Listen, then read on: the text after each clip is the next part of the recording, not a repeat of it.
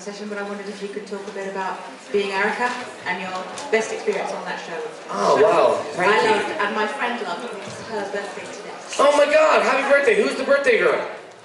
Throw your hands up in the air. No, higher. Happy birthday. I had a hug yesterday, but thank you. Well, virtual hug. Happy birthday. Okay, so most of you, I don't know, anyone that's seen Being Erica, it was a show I did, and the really interesting thing about that show was that, so basically we were a band of misfits kind of thing that this doctor comes to us, he's a psychiatrist, and gives us the ability to go back into our past physically and relive moments in our life that we regret. And so when you first meet him, he gives you a pen and a paper and he goes, write down your biggest regrets of your life. And then throughout the series, we go back into our past, and these things are supposed to teach us about our present situations. And it's a really interesting kind of concept by a really lovely girl called Janice Senior who came up with the concept. And you know, I got to do so many different things on that show, and one of the things I had to do was this group therapy session. Me and my mom in the show, my dad was an alcoholic in the show, and my mom, like, I had a really great, in real life, Adam, and my character's name was Adam also, which was weird, but in real life I had really wonderful parents. I have really wonderful parents, but you know, to play somebody that has had, you know, a hard experience and has struggled with stuff, and an alcoholic father, and a mother who sought solace in him from an early age. So my mom used to kind of get into my bed at night, weirdly, and just seek solace from our 13-year-old boy, which is a really interesting thing to kind of entertain as an actor. And there's this one scene towards the end of season 3 where, and I didn't know this, but in group therapy, you kind of get your angst out. Well, they give you a bat or a tennis racket or something, and you beat something. And it just broke me. It really got to me. Even thinking about it now, it's like it was a really emotional scene. And I remember the director, Chris Grismer, he come up to me and he goes, look, I'm going to do your close-up first. So, you know, in doing a scene, normally they do a wide, so they'll shoot everybody with a camera far away. But in emotional scenes, it's kind of helpful for the actor who's carrying the emotion to shoot their close-up first, because a lot of the time you don't have tears after the 15th take. But that one scene, Chris came up to me and goes, look, we're going to shoot your close-up first. And I did this thing when I was beating this thing with a tennis racket over and over again, and, you know, telling my mom to, you know, treat me like a son. I'm not your friend, I'm not your husband, I'm your son, I think was the line. And it took me a good hour to get over before we could shoot the wide, because I was just broken after that. And it really rang home to me. Like, you know, the messages I got after that, like Being Erica didn't have the wonderful experience that I had here with you guys. It was a very popular show and did very well, but it didn't have a kind of convention type feel to it. And but the messages I've gotten, even now, since then, with people that have dealt with that kind of thing, and people that have been touched by that show and by that particular scene and performance, it meant so much to me. And you know, as I say, you do different things for different reasons, and as an actor you get to touch people's hearts if you're lucky. And yeah, I'm so privileged to have done that and to have researched it, and yeah, that's a super question. Thank you so much. It was a great scene, and I cried like a baby. Me too. I want to see that show so bad after hearing you talk about it. Like, yeah, it's a really, really good show. It's called Being Erica, so check it out. I think it's on Netflix. Interesting concept for yeah. So like so there's this one funny scene, right? So I'm having sex with a girl, and I can't get it up in the scene, and so it was played wonderfully by this comedic Canadian actor. She was a comedian, and she just made me laugh the whole time. But at the end of it, you know, you walk out I get up out of bed and I'm like, oh, don't worry about it. I'm playing this like kind of like closed off Irish guy who's like no emotion, and so it's fine. And I walk out. As I walk into the bathroom in my apartment, you actually morph into this scene where you walk into the doctor's office, and his name was Dr. Tom. And so when we were shooting the scene, you're totally naked, except for like what they call cocksock. Thank you. Yeah. I prefer man hammock, but cocksock. You probably need a man hammock, actually. Thank you for putting me on a pedestal. No worries, dude.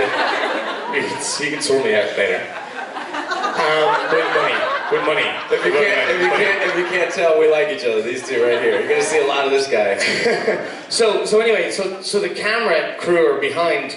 So I walked through the door, and the camera crew are here, and I'm just literally just wearing banana hammock, and Dr. Tom goes, towel. Yeah, sure. So he throws me a towel. So every time I catch a towel, I put it around me. But one time, he throws me the towel, and I drop it. So the camera's here, and I go like this. And all I hear is, oh my God, Jesus, cut.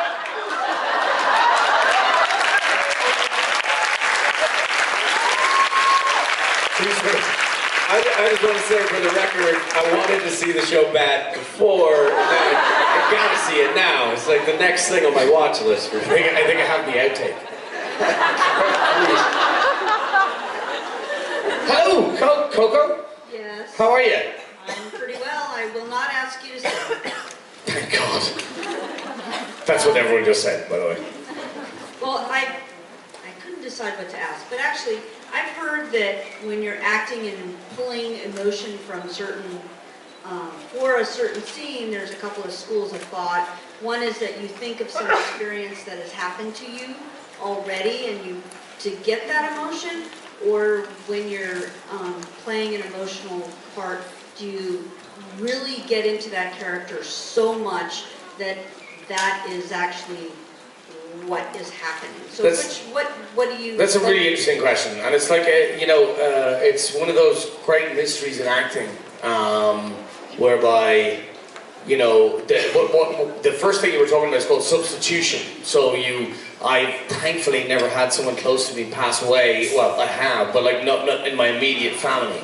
But I've had to play that, and so you think about things that upset you, things that have really touched you as a person. Like, it might be a girlfriend breaking up with you, or it might be, your dog dying.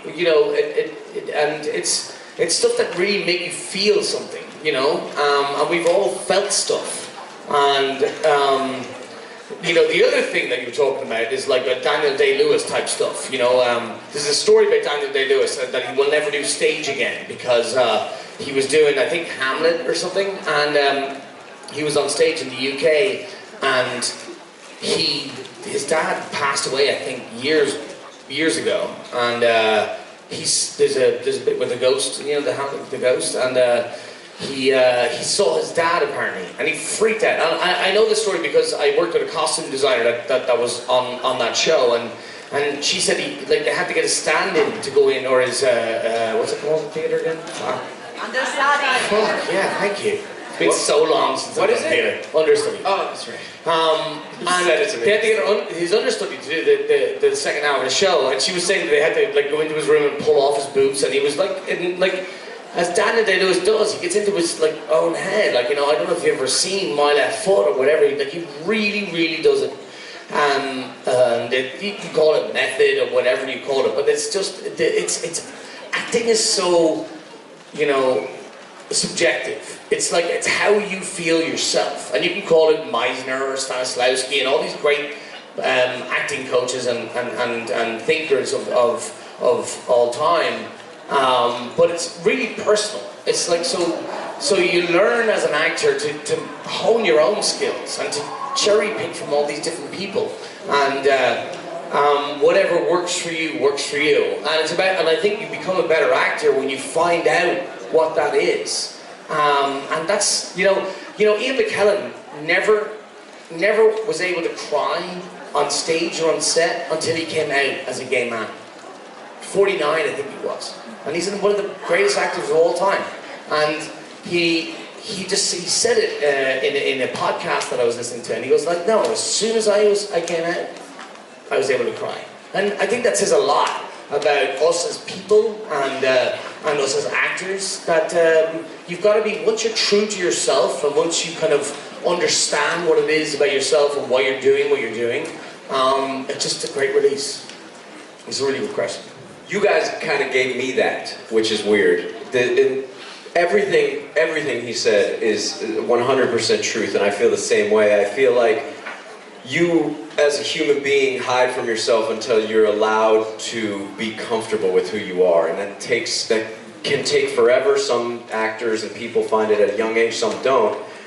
I was raised by a single father, and I was raised tough, and I was raised by mechanics, and I was raised to never cry. And so I started acting at 24 years old, and I studied with somebody, and they kind of told me all those things that you just said, and I said, oh, so I can start to figure out how to be who I am, whoever the hell it is. And so for 25 years, I held back every emotion. I held everything inside. I turned every single emotion that I had into anger. Everything. Happiness was anger. Love was anger. Sadness was anger. And then being here, and this is so weird, I'm not just kissing ass. You guys have heard me say this before. You read about it in that chapter in that book. I realized when I first sat on the stage and I was that closed down person that I didn't have to be this person anymore. Through Rich and Rob and going through all the things that we've gone through together, meeting you, we've had experiences just this weekend that you realize who you are and who you're allowed to be. It's okay. It's okay. And once you have that, every emotion you have comes right out. It comes out of your body all the time. It's a lovely way to live your life. We should all just be able to do it, accept the fact that we're all weirdo, screwed up people. That is the beauty of humanity. That's what we are.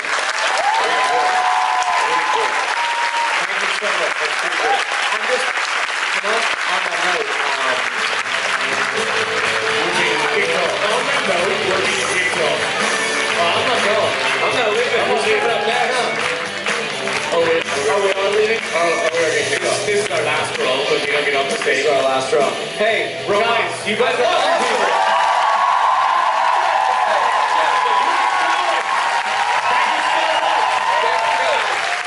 You made this such a special experience. Thank you guys so much.